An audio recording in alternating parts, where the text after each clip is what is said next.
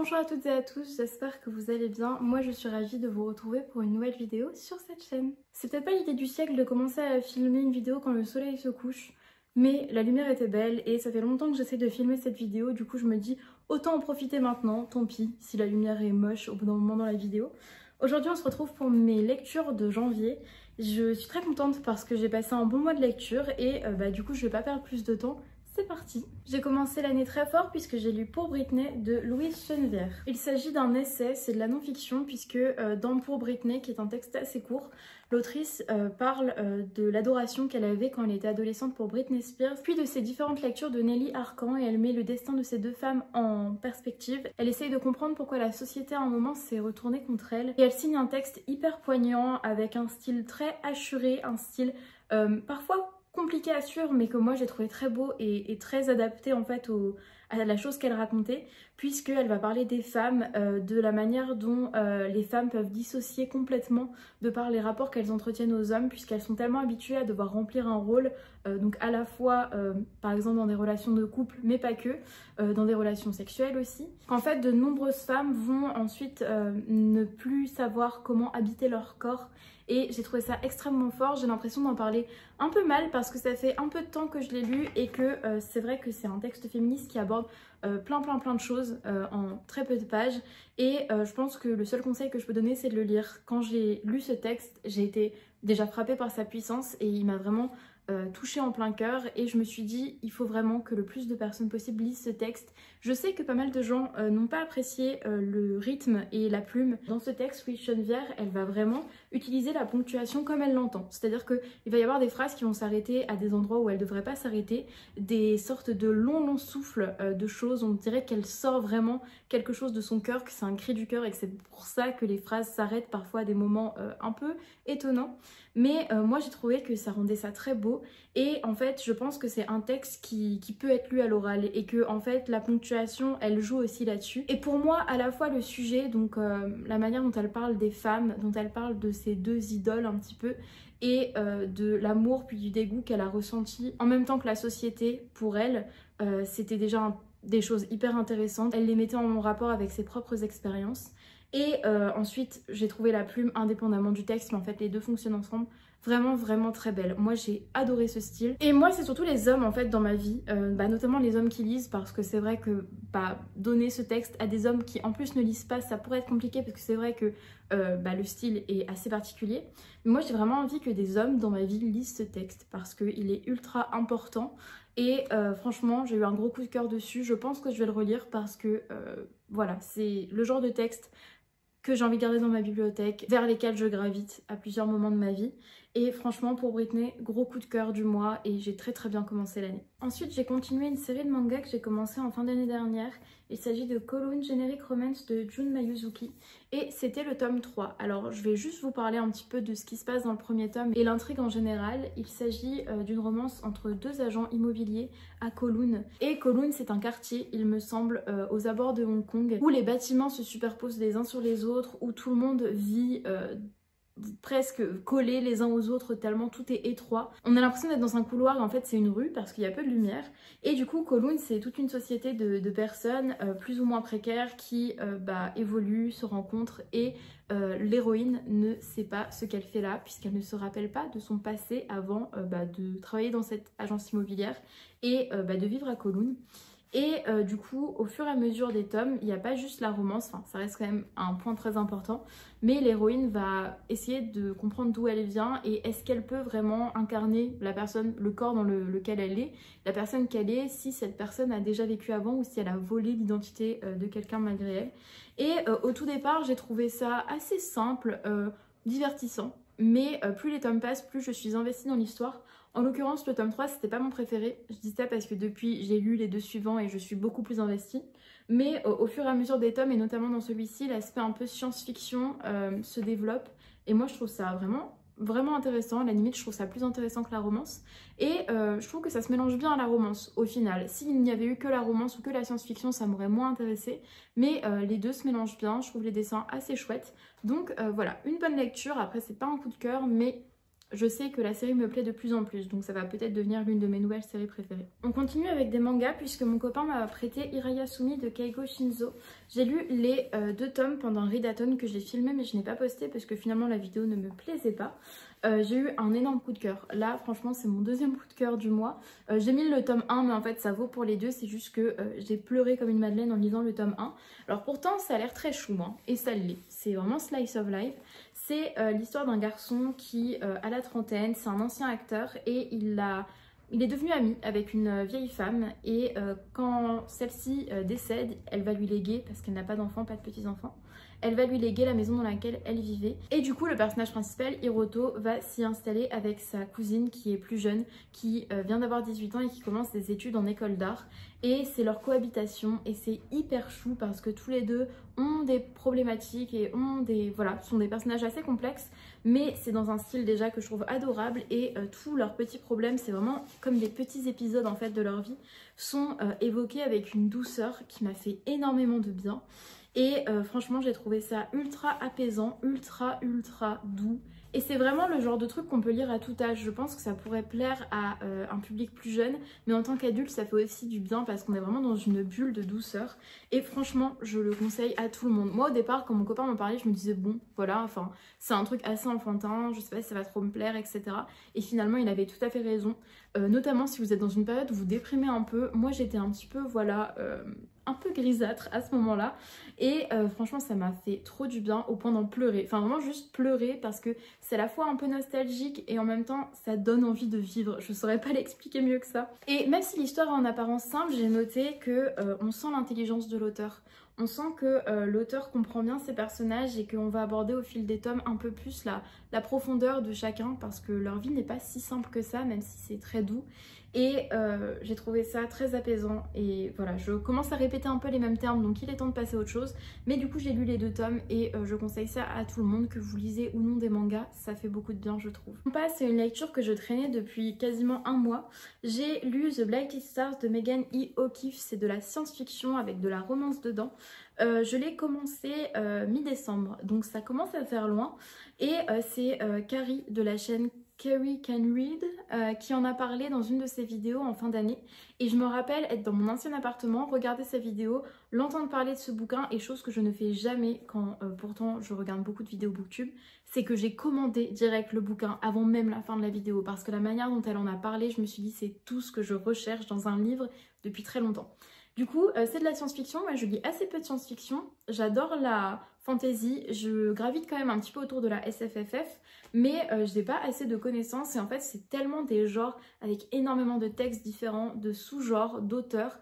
Voilà, il y a plein de choses à découvrir dans la SFFF que je suis souvent perdue et très souvent je vais pas trop acheter des nouveaux titres ou du moins je vais vraiment lire ce qu'il y a de plus populaire parce que je suis un peu intimidée face à tout ce qui existe. The Blighted Stars, ça parle de 2 personnages. Le premier, c'est le fils d'une famille très puissante. Il y a plusieurs familles puissantes parce qu'on ne peut plus vivre sur la Terre. On vit dans des vaisseaux ou sur des terres un peu quelques années avant que celle-ci ne soit plus habitable.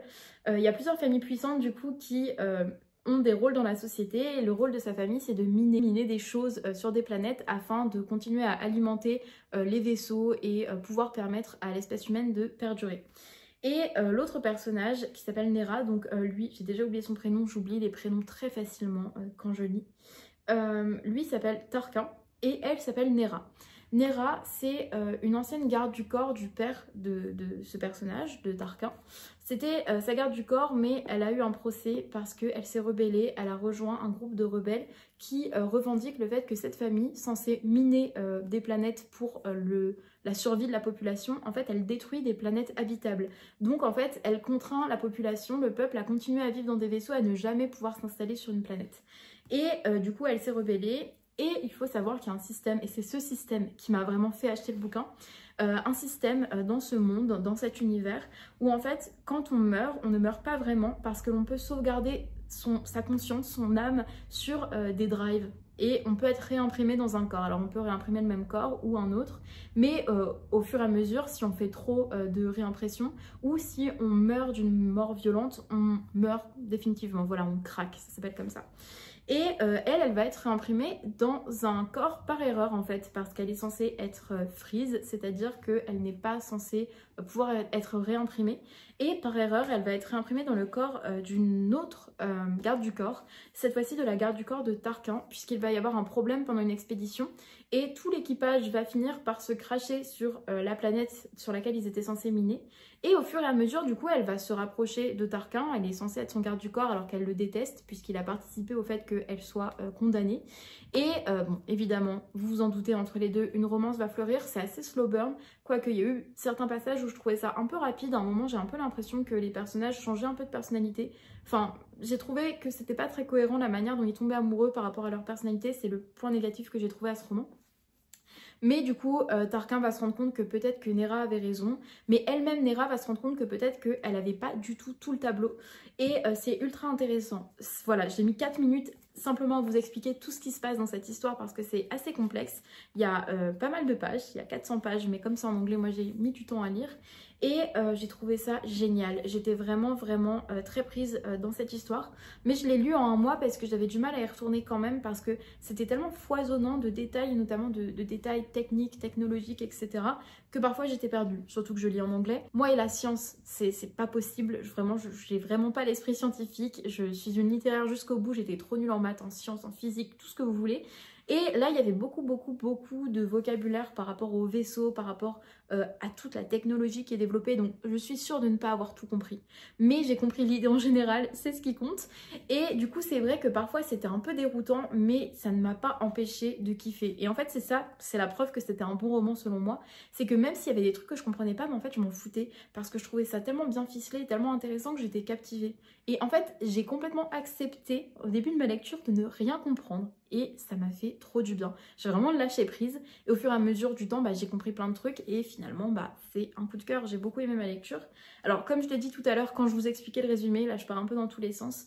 La romance, c'est un peu ce qui m'a surpris. Je pensais que c'était ce que j'allais préférer. Au final, voilà, à un moment, j'ai trouvé que d'un coup, c'est allé trop vite, alors que depuis le début du bouquin, ça prenait son temps. D'un coup, c'est arrivé trop vite, les personnages me paraissaient plus eux-mêmes. Ça m'a trop perturbée, ça m'a trop frustrée. Mais au final, il se passait un truc à la fin, je vais pas vous en parler, mais évidemment, grand retournement de situation, cliffhanger et tout par rapport au second tome. Il se passe un truc à la fin qui me fait penser que je vais plus aimer la romance dans le deuxième tome. Parce qu'il y a un changement qui fait que je pense que ça va être plus intéressant, ça va plus correspondre à la vraie personnalité des deux personnages. J'en dirai pas plus. Mais du coup c'est rigolo parce que moi qui ai besoin de romance dans ma SFFF, parce que c'est quand même des genres qui m'intéressent mais dont je suis un peu étrangère malgré tout, en fait la romance c'est un peu une porte d'entrée dans ce genre de genre. Et puis j'aime bien la romance tout simplement, j'aime pas les romans de romance, j'en lisais avant mais j'aime plus. Par contre j'aime bien quand il y a de la romance dans d'autres types de livres. Quand la romance c'est pas le point principal, j'adore. Et là finalement c'est pas ce qui m'a le plus plu et c'est assez surprenant, j'étais la première surprise, c'est dire que c'était une très bonne lecture, franchement je suis très contente. Et le second tome est dans ma liste de livres à lire pour 2025, donc je vais bientôt me le procurer. Et j'ai très hâte de retrouver les personnages, donc voilà. Il n'a pas encore été traduit je crois en français, mais si vous lisez en anglais, j'espère vous avoir donné envie de le lire. Voilà, j'ai mis 6 minutes à en parler, on passe à la suite. Ensuite, j'ai lu Du verre entre les doigts de Alix Leral, qui est un texte que mon père m'a offert à Noël, qui était sur ma wishlist. Et j'ai bien aimé ma lecture. En fait, c'est un roman en vers. C'est une sorte de roman en vers et aussi un poème en fait en même temps sur l'histoire d'une fille qui parle de sa vie à l'intérieur d'une maison assez lugubre. Et elle parle de sa relation à sa mère qui est malade et son père qui est parti après un acte très violent. Son petit frère qui visiblement est autiste, alors ce n'est pas prononcé dans le livre mais globalement je pense que c'est ce qui est dans le sous-texte. En tout cas c'est un petit garçon neuroatypique. Et un grand frère qui est au pensionnat mais voilà, il y a des non-dits. En fait c'est un livre, c'est un roman sur le non-dit. J'ai trouvé ça très bien écrit, j'ai trouvé ça très beau. Vraiment, il y a des passages qui m'ont énormément touchée, notamment quand la narratrice slash le jeu poétique parle de la mère malade. Moi je me suis beaucoup retrouvée là-dedans parce que j'ai vécu avec une mère malade pendant quelques années. Et voilà, le non-dit, les secrets de famille et le fait que ces non-dits, au fur et à mesure, ils ont un impact sur la maison. J'ai trouvé ça très bien fait, très beau. Malheureusement, c'est pas un coup de cœur et je pense que la raison pour laquelle c'est pas un coup de cœur, c'est parce que la manière dont c'est présenté dans le résumé, on a vraiment l'impression qu'on va avoir un accent mis sur le côté un peu mystérieux, le rapport à cette maison, etc. Et finalement, en soi, on devine assez vite ce qui se trame dans cette histoire quand on commence à lire. En fait, je pense que c'est mes propres attentes aussi qui ont fait que j'ai moins apprécié que prévu ce texte. Mais ça restait très beau, hein. Ça reste une très belle lecture, très bien écrite. Franchement, je pense que c'est aussi un texte que je relirai parce qu'il y a des passages magnifiques. Et en fait, moi, j'adore la plume de l'autrice, en fait. C'est juste très bien écrit. Ça fait mal hein, parce que c'est des sujets très difficiles. Je vous conseille de checker les trigger warnings si vous le pouvez, si jamais voilà, vous comprenez potentiellement les petits problèmes qu'il y a quand je parle de non-dits, problèmes familiaux, pères violents, etc. Rien que ça, c'est déjà dur. Mais voilà, c'est difficile à lire, mais c'était quand même très beau. Et j'aurais juste, voilà, peut-être aimé me lancer dans ce texte sans me dire qu'il y allait avoir des grands rebondissements et quelque chose de très complexe. En fait, les sujets qui sont abordés sont extrêmement importants et je pense qu'à la place de l'autrice, j'aurais pas su les traiter dans un texte. Et je trouve qu'elle a fait ça de manière très poétique, très belle, très poignante, très juste. Mais il me manquait quand même quelque chose dans ce texte. Après, je pense que je vais quand même me renseigner sur ce qu'a fait d'autres ou ce que fera d'autres parce que c'est une autrice très jeune, elle est née en 98. Je vais me renseigner sur cette autrice parce que, en tout cas, j'ai trouvé ses mots magnifiques. Avant que la nuit tombe, je vais vous parler de ma dernière lecture qui est un coup de cœur, vous avez vu la couleur. J'ai lu Intermezzo de Sally Rooney et si vous avez vu ma vidéo sur mes lectures anticipées de 2025, vous savez peut-être que j'avais peur de me lancer parce que beaucoup d'appréhension vu que Sally Rooney je l'aime beaucoup, que beaucoup de personnes ont aimé ce texte et que globalement c'est une brique et je suis très contente de m'être lancée un peu à l'aveugle. Je me suis dit allez c'est le moment et j'ai passé un excellent moment. Je pense que c'est mon Sally Rooney préféré. Alors j'en ai lu que 3, je n'ai pas lu Conversation entre amis pour l'instant mais waouh. J'associerai en plus toujours de bons souvenirs à cette lecture parce que je l'ai lu dans le train, dans plein de trajets de train, entre mes déménagements, le fait d'aller voir mon copain dans sa ville où il fait ses études. Enfin bref, c'est vraiment un livre qui m'a accompagnée et j'ai été très touchée. Je vous parle un petit peu de ce qui s'y passe quand même. Du coup, c'est l'histoire de 2 frères, c'est Peter et Ivan, je crois. Est-ce que c'est Ivan? Oui, c'est Ivan, donc Ivan. Ils ont tous les deux 10 ans d'écart. Le premier donne des cours de droit et en même temps il travaille dans le droit. J'ai plus en tête exactement son boulot. Je me demande s'il n'est pas juriste ou quelque chose comme ça. C'est un homme qui a la trentaine, qui voit 2 femmes en même temps, dont une plus jeune qui est étudiante et avec qui il a une relation très tumultueuse. Et il voit aussi son ex-compagne qui a eu des problèmes de santé après un accident qui a causé leur séparation, mais voilà, il a encore de l'amour pour elle. Donc dès le début, on sent que c'est pas forcément un gars qu'on a envie d'avoir dans ses DM. Et son petit frère Ivan, c'est un garçon un peu associable qui est un prodige des échecs et qui voilà, a du mal un peu à sociabiliser. Et ces 2 hommes, ces 2 garçons viennent de perdre leur père. Du coup, pendant tout le livre, on suit un chapitre sur Ivan, un chapitre sur Peter. Et on va voir un peu leur relation, du coup, aux différentes femmes dans leur vie. On va voir leur relation, et c'est surtout la plus belle histoire d'amour selon moi dans ce roman, leur relation entre 2. Les non-dits, voilà, les choses qui les ont opposés par le passé. Il y a beaucoup d'amertume, mais aussi beaucoup d'amour en fait. On parle de deuil, et franchement, très bien écrit. Je sais que Sally Rooney, elle plaît beaucoup, mais elle peut aussi diviser par rapport à la manière dont elle choisit d'écrire. On parle notamment souvent de ses dialogues, parce qu'il n'y a pas de guillemets ou de tirets. Ça peut être très déroutant, donc je comprends hein, qu'on puisse ne pas apprécier parce que pour certaines personnes ça rend le truc moins accessible parce que ça peut être difficile. Mais moi j'aime beaucoup en fait les écritures un peu, et encore je trouve que c'est soft, hein, mais les écritures un peu alternatives, les autrices et les auteurs qui décident de faire ce qu'ils veulent avec les codes. Voilà, de l'écriture, moi je trouve ça trop bien. Et en fait j'ai trouvé que c'était en termes de plume son bouquin le plus abouti. Je dis ça parce que quand on passe d'un chapitre à un autre, on sent vraiment la différence de ton, de plume et même de manière de penser de ces 2 personnages. C'est pour certains difficile, je pense, de lire les chapitres de Peter. j'ai peut-être inversé les deux. Peter c'est le grand ou le petit? Mais je vous avais dit que j'avais un problème avec les prénoms. Je pense que Peter c'est le grand. Du coup quand on suit le personnage le plus âgé, du coup Peter, le grand frère, quand il pense, il n'y a pas de jeu. Parce que on sent que c'est un homme qui réfrène beaucoup ses émotions et ses sentiments et qui est tout le temps en train d'agir dans la vitesse, dans le il faut faire ça, il faut faire ça, il faut faire ça. Et il fuit tellement ses émotions, il fuit son deuil. Je vais aller allumer la lumière parce que là vous ne me voyez plus. Il fuit son deuil, il fuit les décisions qu'il doit prendre aussi par rapport à ses deux femmes, il fuit son frère. Et ben en fait il y a une manière de l'écrire où on suit toutes ses pensées, ce qu'il fait, la ville qu'il traverse, du coup ça se passe à Dublin, la ville qu'il traverse, voilà, toutes les choses qui s'ajoutent les unes aux autres. Ça m'a un peu fait penser au flux de conscience de Virginia Woolf, en plus facile, en plus léger, et peut-être que la comparaison n'a pas lieu d'être, mais peut-être que vous verrez ce que je veux dire. Et par ailleurs, quand on suit les chapitres d'Ivan, comme c'est un garçon neuroatypique, là encore, en fait on sent que c'est quelqu'un d'assez vulnérable mais qui n'a pas confiance en lui, mais qui du coup est tout le temps en train d'interroger tout ce qu'il ressent, et du coup la manière de l'écrire ça fait qu'il est beaucoup plus direct et finalement beaucoup plus clair à suivre que son grand frère, qui pourtant son grand frère il est bien intégré dans la société, du coup le petit est jaloux du plus grand, et du coup j'ai trouvé juste à lire vraiment juste la plume et la manière de différencier ces deux voix magnifique, parce que les deux en plus sont complémentaires, et en fait on ressent dans la plume et dans ces deux voix, même quand les deux personnages sont énervés l'un contre l'autre, on sent tellement de similarité malgré tout et d'amour, et enfin j'ai trouvé ça très très beau et très fort, et j'ai adoré les personnages féminins également.